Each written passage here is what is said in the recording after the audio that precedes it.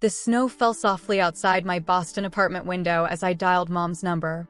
It was December 3rd, and I'd been putting off this call for days.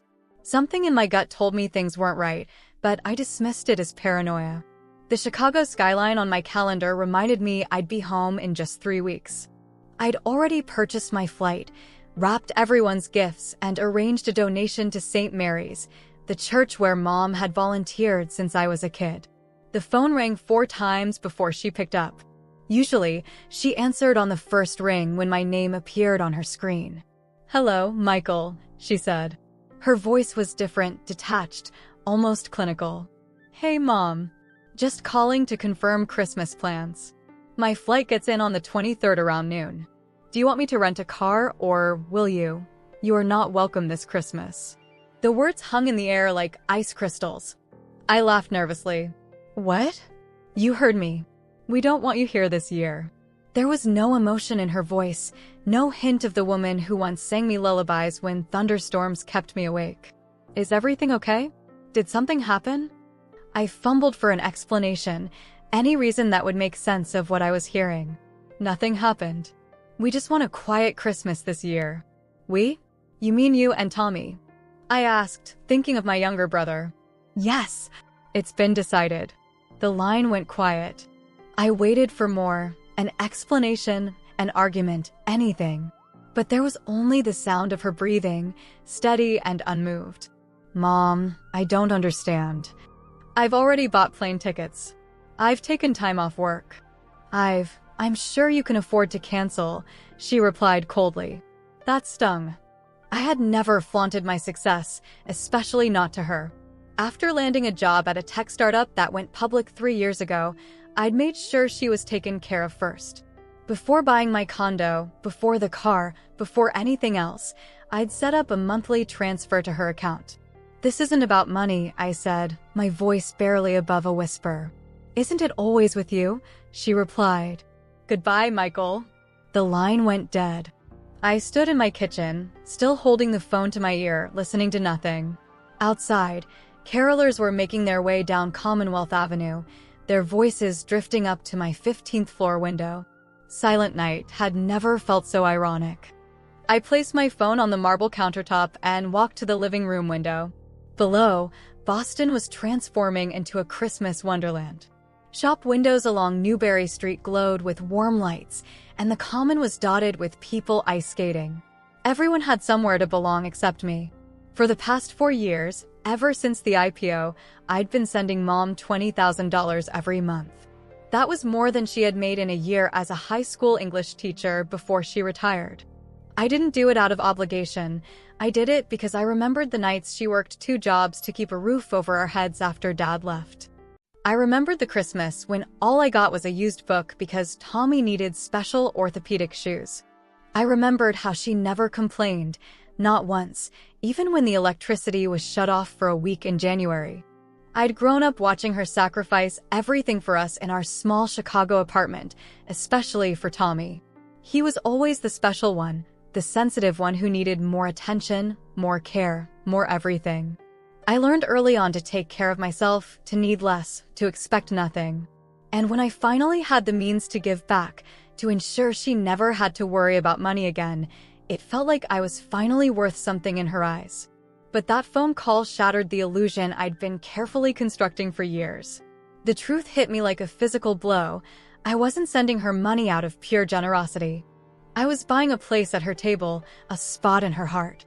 And apparently, even $20,000 a month wasn't enough. I walked to my home office and sat at my desk, staring at the framed photo of Mom, Tommy, and me from last Christmas. We were standing in front of her modest house in Oak Park, the one I'd helped her buy when the landlord of her apartment raised the rent beyond what her pension could cover. Tommy's arm was slung casually around her shoulder, while I stood slightly apart, as if I wasn't quite sure where I fit. My phone buzzed with a text from my friend Ethan, "Holiday party this weekend. You in?" I ignored it. How could I explain to anyone what had just happened? How do you tell someone that your own mother has uninvited you from Christmas? Instead, I opened my laptop and checked my calendar. Meetings, deadlines, client calls, all neatly arranged until December 23rd, when everything went blank for the holiday break I'd planned. Now those days stretched before me like an empty road leading nowhere. I thought about calling her back, demanding an explanation. I thought about calling Tommy to see if he knew why I'd been excluded. But pride stopped me. I wouldn't beg for a place in my own family. The realization settled over me like a heavy blanket. The woman who had held my hand on my first day of school, who had taught me to ride a bike in the parking lot of our apartment complex, who had beamed with tears in her eyes at my college graduation, had just cut me out of her life without explanation. And I had no idea why. That night, sleep eluded me. I tossed and turned, replaying the conversation with Mom in my head, searching for clues I might have missed. Around 3 a.m., I gave up and padded to the kitchen for a glass of water. The city lights twinkled outside, oblivious to my internal storm. I found myself back at my desk, staring at my banking app on the screen. The auto transfer was set for the 5th of each month, just 2 days away. $20,000 would leave my account and enter hers, just as it had for the past 4 years. The blue light from the monitor cast shadows across my face as I hovered the cursor over the cancel button. What was I really paying for all this time? Acceptance? Love? The right to sit at a dinner table I'd helped buy? I clicked cancel. A message appeared. Are you sure you want to cancel this recurring transfer? My finger hesitated for only a second before clicking yes. The confirmation appeared almost immediately. Your recurring transfer has been successfully canceled. The weight that lifted from my shoulders surprised me. It wasn't about the money. I could afford it several times over. It was about finally acknowledging what I'd known deep down for years. You can't buy love. Not real love, anyway. I closed my laptop and walked to the window. Dawn was breaking over the Charles River, painting the sky in shades of pink and gold. For the first time since that call, I took a deep breath that didn't hurt. Days passed. Then a week. My phone remained silent. No calls from Mom. No texts from Tommy asking where the money was. I threw myself into work, staying late at the office, taking on extra projects that nobody wanted. My assistant, Jenna, started giving me concerned looks when I showed up before she did for the 5th day in a row. Everything okay, boss? She asked one morning, placing a cup of coffee on my desk. You're not usually this enthusiastic about quarterly reports.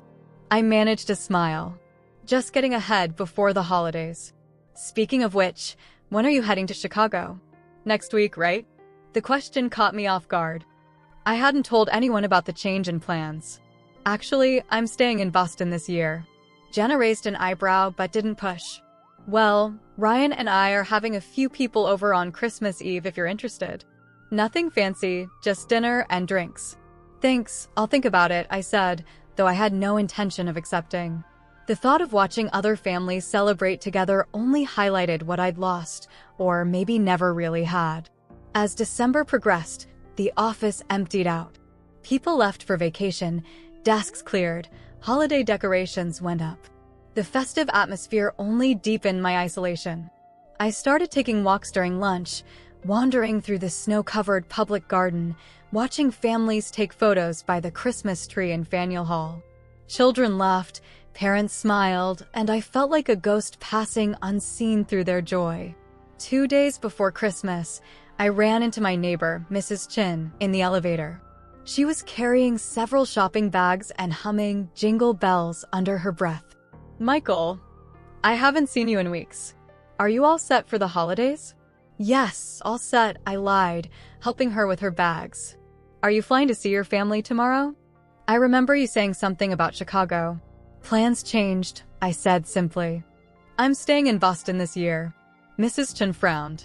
Alone? On Christmas? Nonsense. You'll come to our place. David is cooking his famous prime rib, and the grandkids are visiting from San Francisco. That's really kind, but no buts. Dinner is at 6. Bring wine if you want, but just bring yourself. She patted my arm as the elevator reached her floor. No one should be alone at Christmas, Michael. I thanked her but knew I wouldn't go. The thought of intruding on someone else's family celebration was worse than being alone. At least in solitude, I could stop pretending everything was fine. Christmas Eve arrived with a heavy snowfall. I stood at my window, watching the flakes swirl against the darkening sky. My phone buzzed with messages from friends inviting me to last-minute gatherings, but I responded to each with polite refusals. Jenna had left a gift basket outside my door with a note saying, "Merry Christmas, boss. Don't work too hard over the break." Her kindness almost broke me. I heated a frozen dinner and opened a bottle of the expensive Bordeaux I'd been saving for a special occasion. What better time than a Christmas Eve spent entirely alone? The irony wasn't lost on me as I raised my glass to the empty chair across from me. "Merry Christmas to me," I whispered. My thoughts drifted to Mom and Tommy. Were they sitting down to dinner now? Did they notice the empty chair where I should have been? Did they miss me at all, or was my absence a relief? I checked my phone. No messages from either of them. Not even a perfunctory "Merry Christmas" text. The silence spoke volumes. Christmas Day dawned bright and clear. I woke early, having fallen asleep on the couch with the TV still playing It's a Wonderful Life. For a moment, I forgot everything that had happened, and in that brief space between sleep and full consciousness, I reached for my phone to call Mom and wish her a Merry Christmas. Reality crashed back as soon as my fingers touched the screen. I spent the day cleaning my apartment, reorganizing my bookshelves, answering work emails that could have waited, anything to keep my hands and mind busy. Around noon, I heard Mrs. Chin knock on my door, but I pretended not to be home. Her footsteps eventually retreated, and I exhaled with relief. As darkness fell, I found myself opening the banking app again, staring at the canceled transfer. January 5th would come and go without $20,000 making its way to her account. Would that be when she finally called? Would money be what brought her back into my life, not love or concern or simple human decency? The thought made me sick. I closed the app and poured another glass of wine. This Christmas had taught me something valuable, the difference between being alone and being lonely. I was alone by circumstance, but I didn't have to be lonely by choice. There were people in my life who genuinely cared: Jenna, Mrs. Chen, colleagues, and friends who had reached out. I had been pushing them away, nursing my hurt like a wounded animal hiding in a dark corner. Tomorrow would be different. I would answer those messages, thank people for thinking of me, maybe even accept an invitation to a New Year's gathering. I would stop waiting for validation from someone who had shown me, time and again, that I was secondary in her life.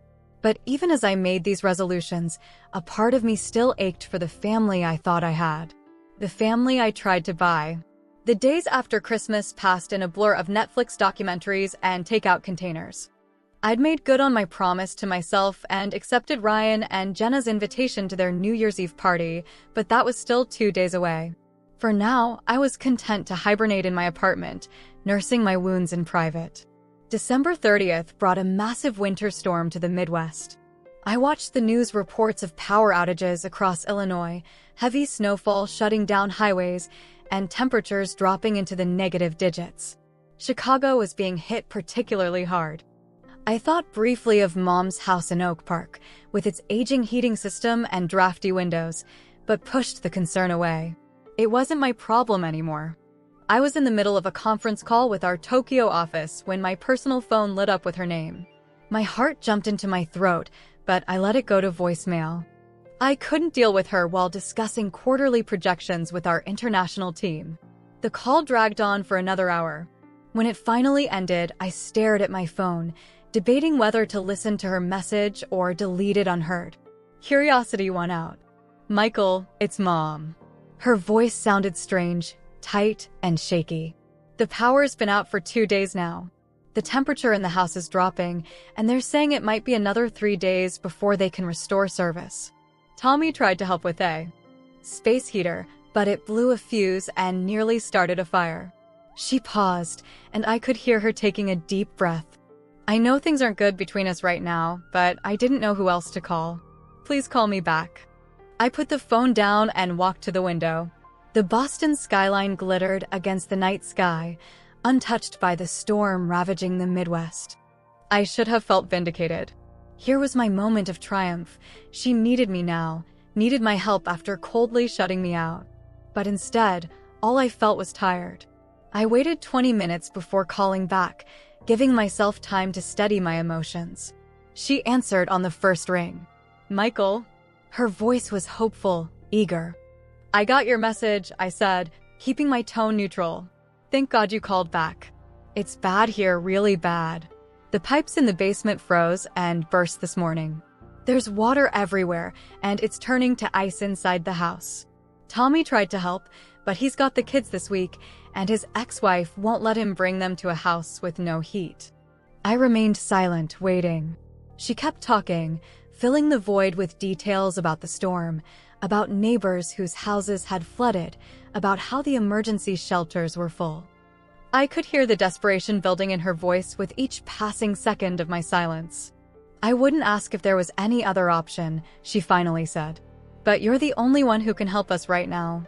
The word "us" caught my attention. "Who's there with you?"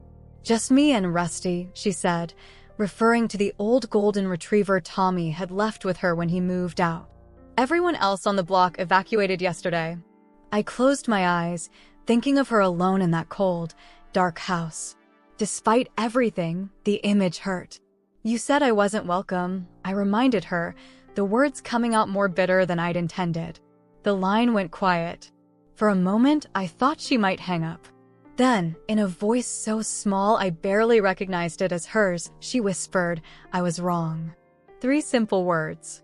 Not an explanation, not really even an apology, but more than I'd expected. "I can book you a hotel room," I offered. "There must be something available in downtown Chicago with power." "I tried," she said. "Everything's booked solid because of the outages. And I can't take Rusty to a hotel. He's old, Michael. He wouldn't survive in this cold if I left him." I sighed. "What about Tommy? Can't he help?" "He tried.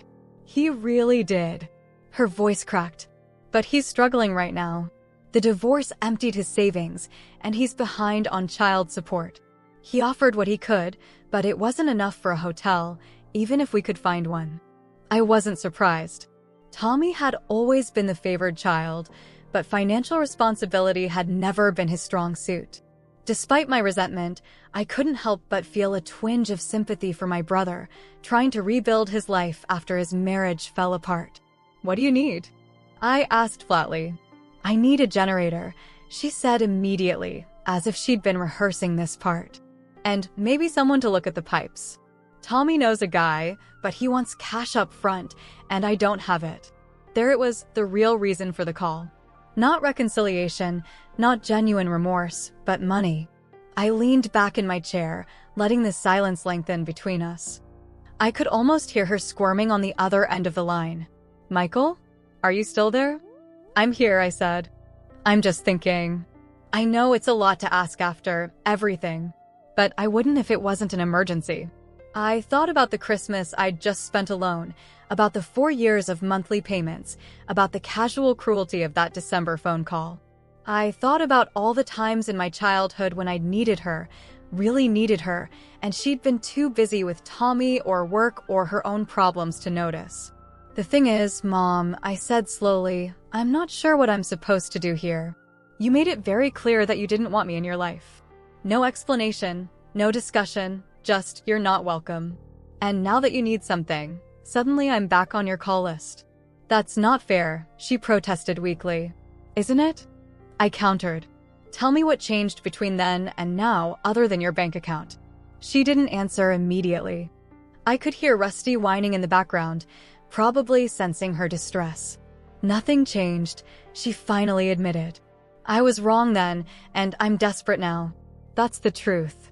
Her honesty, however forced by circumstance, caught me off guard. It was the most real conversation we'd had in years. "I'll think about what to do," I said after a long pause. "I'll call you back." "Michael, please," I hung up before she could finish. My hand was shaking as I put the phone down. Part of me wanted to ignore her plight completely, to let her experience the cold shoulder she'd given me. An eye for an eye, a frozen pipe for a frozen heart. But another part, the part that still remembered her reading me bedtime stories and bandaging scraped knees, couldn't bear the thought of her suffering, even now. I opened my laptop and searched for hardware stores in the Chicago area that delivered. Most were closed due to the storm, but I found a place in Evanston that was open for emergency supplies. They had generators in stock, but they were going fast. My finger hovered over the purchase button. Would helping her now just reinforce the pattern we'd been locked in for years? Would it tell her that she could treat me however she wanted, and I'd still come running at the first sign of trouble? Or would not helping her make me exactly what she had always accused me of being: cold, unfeeling, self-centered? I closed the laptop without making a decision. For once, I would let her sit with the uncertainty, just as I had sat alone on Christmas Day, wondering if I still had a family. Sleep evaded me that night. I lay in bed staring at the ceiling, my mind racing between anger and guilt. The heat kicked on, enveloping my bedroom in warmth, a stark contrast to what my mother was experiencing in Oak Park. The irony wasn't lost on me. As midnight approached, memories I'd long suppressed began surfacing like air bubbles in ice. My 10th birthday. April 17th, a Tuesday. Mom had promised a small party at the local pizza place, Giordano's, where they did that Chicago deep dish I loved. I'd invited 5 friends from school, the most I'd ever been allowed to have over at once. Mom had even ordered a cake with my favorite superhero, Spider-Man. The morning of my birthday, I bounced out of bed, excitement making my hands shake as I got dressed for school. Mom was at the kitchen table, a strange expression on her face. "Michael, I need to talk to you about today." Something in her tone made my stomach drop. Tommy's coach called. "There's an important soccer game this afternoon." It wasn't on the schedule, but they need him there. I nodded, not understanding the problem. "That's okay. My party isn't until 6. She looked away, focusing on folding a dish towel with deliberate precision. "The game is in Naperville. We wouldn't make it back in time. So, we'll be a little late?" I asked, hope still flickering. "We need to reschedule your party.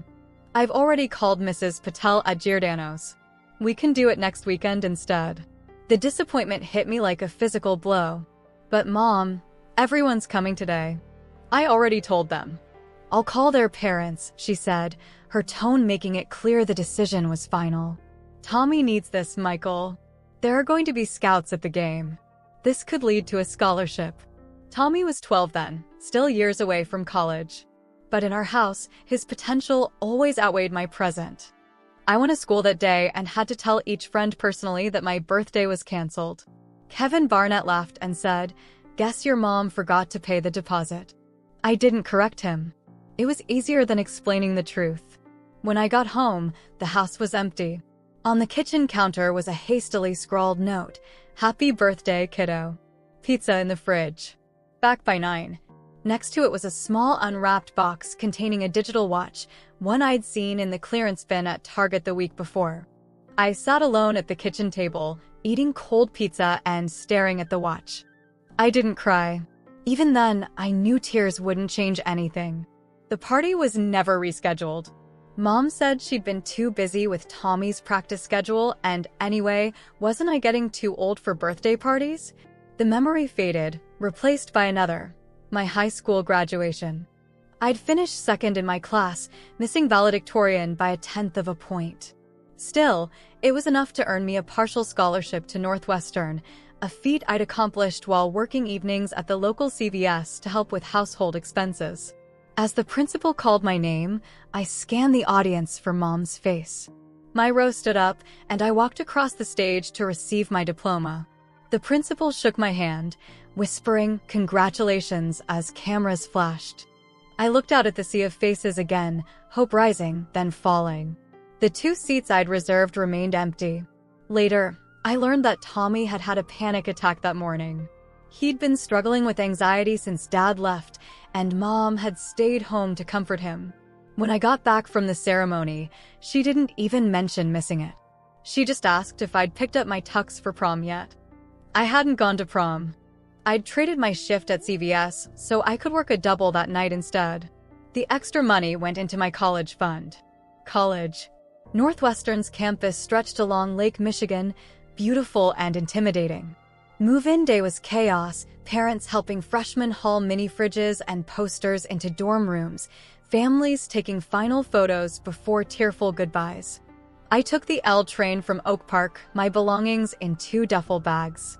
Mom had planned to drive me, but Tommy needed last-minute school supplies for his senior year.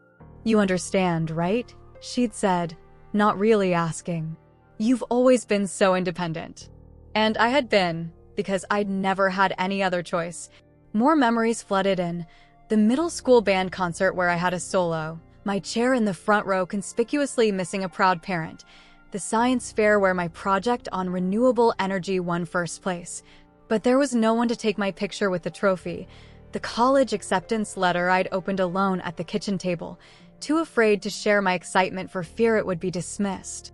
Even after graduating from Northwestern with honors and landing a job at a promising tech startup in Boston, nothing changed. I'd call home and get 5 minutes of distracted conversation before Mom would say, "Oh, Tommy's on the other line. I should take this."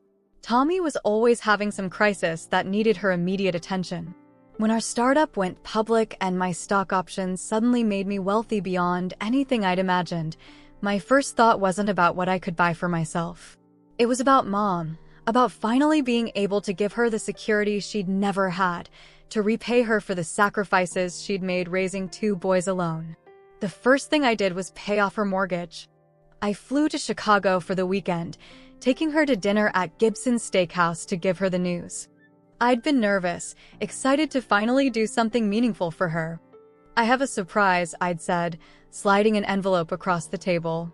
Inside was a letter from her bank confirming that her mortgage had been paid in full. She'd opened it, read it, and frowned. "What is this?" "I paid off your house," I said, the words not having the impact I'd imagined. "You don't have to worry about the mortgage anymore." She'd stared at the paper, then tucked it back into the envelope without a word of thanks. The waiter came with our drinks, and as he set them down, she smiled at him and said, "You know, I've always believed in karma. You put good into the world, and good comes back to you." The waiter had nodded politely, but I'd sat frozen, the implication clear. She saw my gift not as an act of generosity from her son, but as some cosmic reward for her own goodness. Later that year, when I bought her a new car to replace her aging Honda, she complained that the navy blue wasn't what she would have chosen. When I set up the monthly transfers to her account, she never once acknowledged them. The money simply disappeared, spent on home improvements, trips to visit Tommy in Milwaukee after his divorce, and endless Christmas presents for his kids. And yet I kept giving, desperate for some sign that I mattered to her as much as Tommy did. Each gift, each transfer was a plea. See me. Value me. Love me. The condo I bought in Boston had 3 bedrooms, one for me, one for my home office, and one that always stayed ready for her. "You should visit," I'd say during our weekly calls. "The fall colors in New England are amazing. We could drive up to Vermont or take the ferry to Provincetown." "Maybe someday," she'd reply, never committing. In 4 years, she visited once, staying 2 nights before flying to Milwaukee because Tommy needed help with the kids while his ex took a vacation with her new boyfriend. Now, lying in my empty condo on the last night of December, I finally saw the pattern for what it was. I wasn't just funding her comfortable retirement. I was buying the illusion that someday, somehow, I would finally be enough. That one day, she would look at me the way she looked at Tommy, with unconditional love. And bottomless forgiveness. Her desperate call tonight had ripped away that illusion. She didn't want me. She wanted what I could provide. And when the money stopped flowing, suddenly I existed again. The realization should have devastated me, but instead, I felt oddly peaceful. There was clarity in finally seeing the truth, painful as it was. For years, I'd been chasing a version of maternal love that simply didn't exist, at least not for me. As a child, I couldn't understand why my mother's love seemed conditional. As an adult, I'd tried to fulfill those conditions with money. But her Christmas rejection had revealed something important. The problem had never been me. It had always been her inability to love both sons equally, her blindness to the damage she was causing. When she shut the door on me this Christmas, she wasn't rejecting me. She was revealing herself. Dawn broke over Boston, pale winter sunlight filtering through my blinds. I'd fallen asleep sometime in the early morning hours, my decision still unmade. My phone showed 3 missed calls from Mom, all after midnight. No voicemails. Just desperate attempts to reach me. I showered and made coffee, moving through my morning routine with deliberate calm. It was New Year's Eve. The last day of a year that had taught me painful but necessary lessons about family, love, and self-worth. As I sipped my coffee, gazing out at the city below, I thought about what kind of person I wanted to be in the coming year. Did I want to be someone who withheld help out of spite, even when I had the means to give it? Or did I want to be better than that? Better than the example I'd been shown? I picked up my phone and called Dave Sanderson, an old college friend who now ran his father's hardware store in Wilmette, just north of Chicago. "Dave Sanderson," he answered, sounding harried. "Dave, it's Michael Lambert. From Northwestern." There was a pause, then a laugh of recognition. "Holy shit, Mike. Haven't heard from you in what, 2 years? 3. Something like that," I admitted. "Listen, I'm calling because I need a favor. A big one." "Name it," he said without hesitation, the kind of immediate generosity I'd rarely experienced in my own family. "My mom's house in Oak Park lost power in the storm. Pipes are bursting, the whole thing. I need to get her a generator and some other supplies, but I'm in Boston, and everywhere I've called in Chicago is either closed or sold out." "Say no more," Dave replied. "We've got a few generators left." Dad made sure we were stocked up when we heard about the storm. "What's her address?" "I'll deliver it personally." Relief washed over me. "Dave, you're a lifesaver." Literally. "Hey, what are friends for?"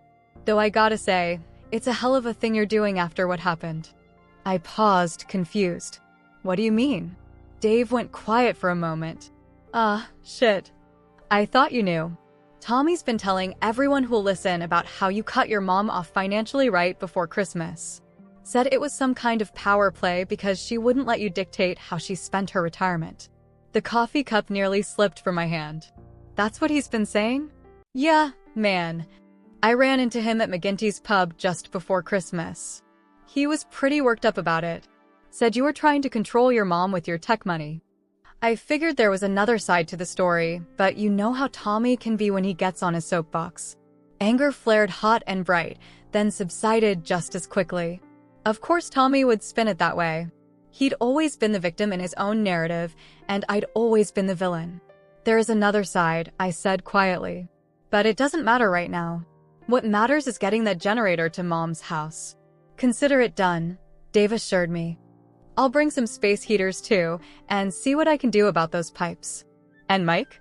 "Whatever happened between you guys, this is a decent thing you're doing." After hanging up, I sat in silence, processing this new information. Tommy had been bad-mouthing me around town, painting me as some kind of financial tyrant. And Mom had surely heard these stories, maybe even encouraged them. Yet here I was, arranging help for her while Tommy apparently did nothing but complain. I thought about calling Tommy, confronting him with what I'd learned. But what would that accomplish? More drama, more resentment, more fuel for the family fire. Instead, I opened my laptop and made a series of arrangements. Grocery delivery from Whole Foods with enough food to last a week. A plumber scheduled for tomorrow morning with instructions to fix whatever needed fixing. Bill to be sent directly to me. A snow removal service to clear her driveway and walkways daily until the weather improved. I did all this methodically, without emotion, as if handling a project for work. I didn't call to tell her help was coming. Let her experience the uncertainty I'd lived with all these years, the not knowing if anyone would show up when you needed them. Dave texted me around noon. Generator delivered and set up. House warming up. Saved the dog's favorite chew toy from a puddle of ice. Your mom says thank you. I didn't respond immediately. I wasn't ready to accept her gratitude, not when it came from desperation rather than genuine appreciation. Later that afternoon, I received a call from an unknown Chicago number. "Hello? Is this Michael Lambert?" a gruff voice asked. "Speaking. This is Joe Kavinsky. I'm the plumber your friend Dave called about your mom's place." "Yes, thank you for going out there." "Look, I haven't gone yet, that's why I'm calling. I've been looking at the weather reports, and it's going to be impossible to get to Oak Park until tomorrow at the earliest. The roads are completely snowed in." My heart sank. "How bad is it?" Bad enough that they've called in the National Guard to help with stranded motorists. But here's the thing, when Dave told me what was going on, I called my nephew who lives 3 blocks from your mom. He's not a licensed plumber, but he's handy. He went over and did what he could to stop the immediate leaking and wrapped the exposed pipes. It's just a temporary fix, but it'll hold until I can get there. I can't tell you how much I appreciate that, I said, meaning it. Don't mention it. We look out for each other around here. He paused. Your mom seems like a nice lady. She offered my nephew coffee and kept apologizing for the trouble. Said her sons were both good boys who were just going through a rough patch. The words hit me like a slap. Good boys. A rough patch. As if our issues were some temporary disagreement, not decades of unequal treatment and emotional neglect. Thanks again for your help, I said, ending the call before my emotions could betray me. That night, as the rest of Boston prepared to ring in the new year, I sat alone in my condo, nursing a scotch and watching the snow fall. I thought about my mother sitting in her house in Oak Park, warm now thanks to the generator, with food in her fridge and a temporary fix for her pipes, all provided by the son she'd rejected. There was a certain poetry to it, a symmetry that felt like justice without vengeance. For years, I'd given and given, seeking a love that was always just out of reach. Now, when she needed me most, I'd helped her without conditions, without expectations, but also without illusions. The ancient wisdom came to mind. You reap what you sow. My mother had sown years of favoritism and dismissal, and now she was reaping the natural consequences, a son who would help in a crisis, but couldn't be manipulated by guilt or obligation anymore. At midnight, the sky over Boston exploded with fireworks. My phone buzzed with New Year's wishes from friends and colleagues. None from my family. I raised my glass to the empty room. To the law of return, I said aloud. And to the year I finally stopped trying to earn love that should have been freely given. A week later, I received a letter in the mail, an actual handwritten letter on pale blue stationery, my mother's neat penmanship filling both sides of the page. Dear Michael, it began. I don't know where to start except to say I'm sorry. Not just for Christmas, but for so much more than that. I sat down, my hands trembling slightly as I read on. When the power went out and the pipes burst, I was scared. When you didn't immediately rush to fix everything, I was angry. But when help started arriving, help that I knew came from you, even though you never said so, I felt something else. Shame. I realized that you've been taking care of me for years, and I've never properly acknowledged it. I took your generosity for granted, accepted it as my due. Worse, I used it as a substitute for the real connection we should have had. The truth is, when your monthly transfer didn't appear in my account, it forced me to face how much I'd come to depend on you, not just financially, but emotionally. I used your money to avoid facing my failings as a mother. As long as I could point to those deposits as evidence that you were doing well, I could pretend our relationship was healthy. The cold, dark days I spent wrapped in blankets, wondering if you would help me, were a mirror of what I now understand you felt as a child, uncertain if your mother would be there when you needed her. You have every right to cut me out of your life entirely. But if you're willing, I'd like a chance to do better. Not because of what you can give me, but because I've finally realized what I stand to lose, a son I've never fully appreciated. The letter continued, but my vision blurred with unexpected tears. It wasn't a perfect apology. There were still hints of self-pity, still gaps in her understanding. But it was more self-awareness than she had ever shown before. I put the letter down and walked to the window, watching the January sun glint off the snow-covered buildings. Did I believe her? Could people really change after a lifetime of ingrained behaviors? I wasn't sure. But I knew one thing. The law of return worked both ways. Just as neglect returned as isolation, perhaps compassion could return as healing.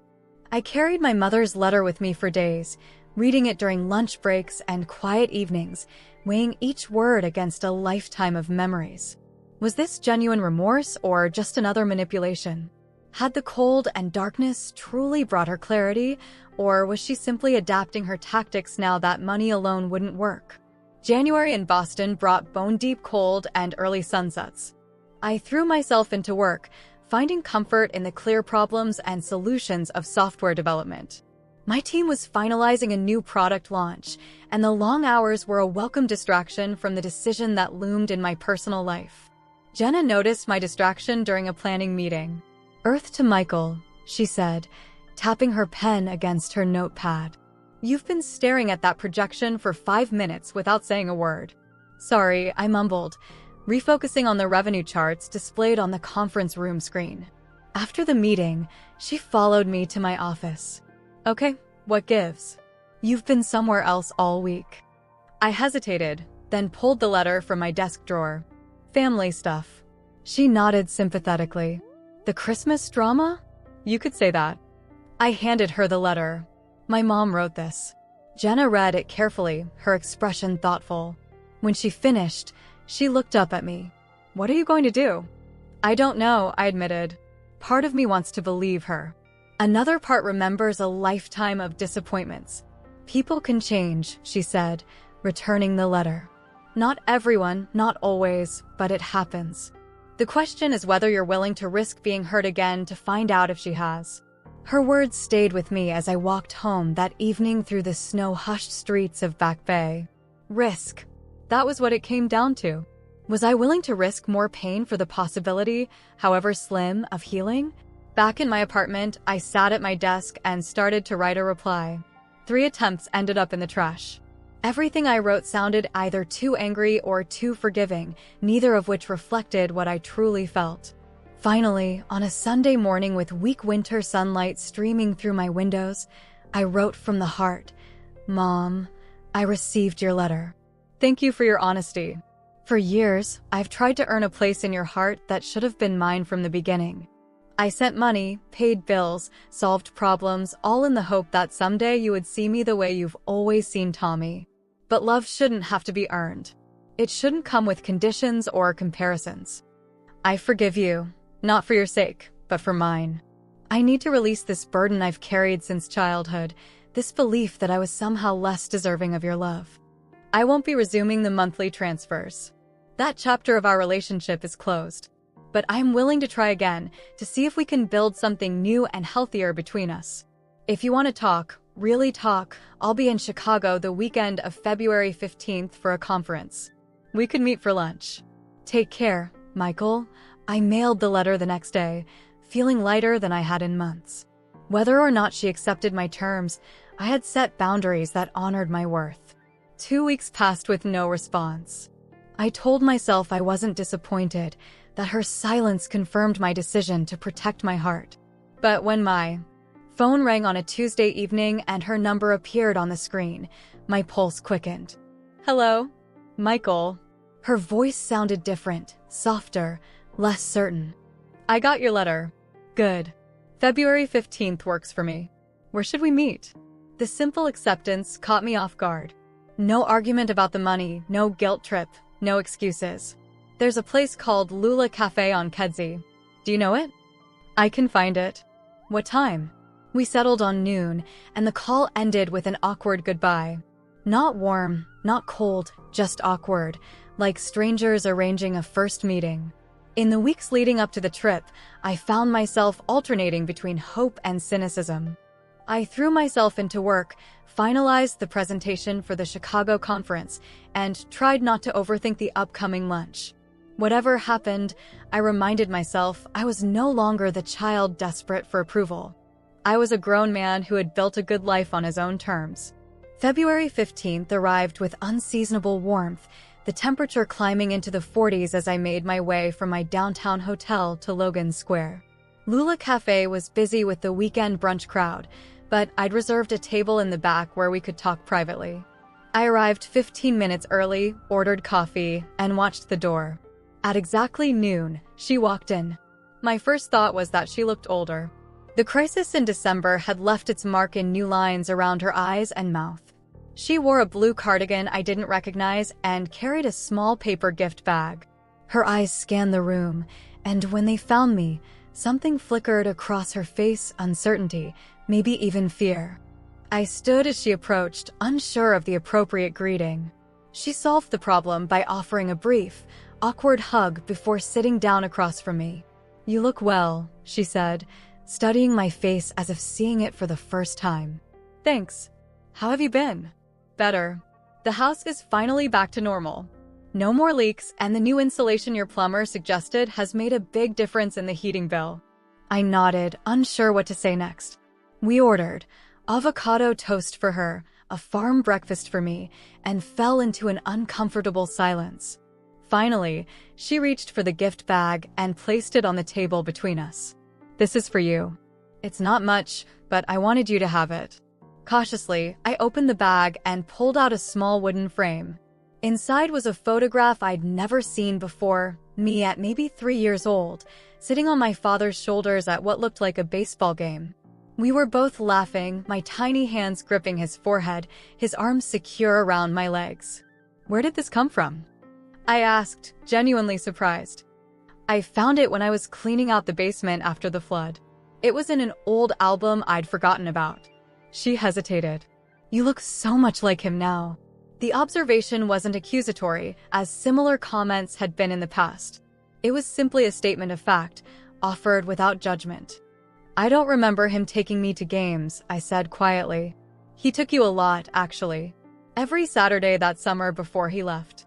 He'd buy you a hot dog and let you have sips of his beer when he thought I wouldn't find out. A small smile played at her lips. You were his buddy. This was new territory, my mother voluntarily sharing positive memories of my father, who had always been a taboo subject in our house after he abandoned us. Why didn't you ever tell me these things? I asked. She looked down at her hands. Because it hurt too much. Because I was angry at him for leaving, and you reminded me so much of him, not just your looks, but your independence, your quiet determination. She took a deep breath. It was easier to focus on Tommy. He needed me more obviously. You always seemed like you could manage on your own. I had to, I said, more sharply than I'd intended. I know that now. She met my eyes directly. I made you grow up too fast. I leaned on you when you were still a child yourself. And then, when you became successful, I took advantage of your generosity without acknowledging the hurt that drove it. Our food arrived, creating a momentary reprieve from the intensity of the conversation. We ate in silence for a few minutes, the familiar comfort of good food easing some of the tension between us. Tommy's angry with me, she said eventually. He says I should never have accepted your help after how you abandoned us financially. I tensed, waiting for her to take his side. I told him he was wrong, she continued, surprising me. I told him what really happened, that I rejected you first, that you had every right to stop the payments, that what you did during the storm was more than either of us deserved. The admission stunned me. How did he take that? Not well. She smiled ruefully. He's used to me seeing things his way. We're working on it. Working on it. The implication that she was attempting to correct the imbalance with Tommy too gave me a flicker of hope I hadn't expected to feel. I'm not asking for the money back, she said abruptly. I want to be clear about that. I've been looking into part-time work at the library, and I'm going to downsize. The house is too big for me anyway. Mom, I don't want you to struggle. She held up a hand. It's not about struggling. It's about standing on my own 2 feet. For too long, I've depended on others, first your father, then you. I need to know I can take care of myself. The determination in her voice reminded me, oddly, of myself. Perhaps we were more alike than I'd realized. What about us? I asked. Where do we go from here? She considered the question carefully. I'd like us to try again slowly on whatever terms you're comfortable with. Maybe a phone call now and then? A visit when you're in Chicago for work. No expectations? I clarified. No expectations, she agreed. Just 2 people getting to know each other again.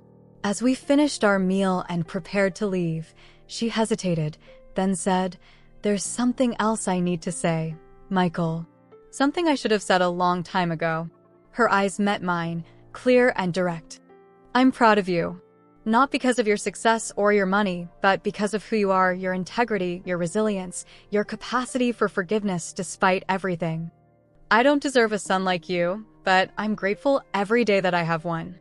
The words washed over me like a balm, soothing wounds so old I'd forgotten they were still open. They weren't a magic eraser for the past, but they were a beginning, an acknowledgement of worth that needed no proof or payment. Outside the cafe, we said goodbye with another awkward hug, this one lasting a beat longer than the first. "Call when you get back to Boston," she said. "If you want to." I promised, and I meant it.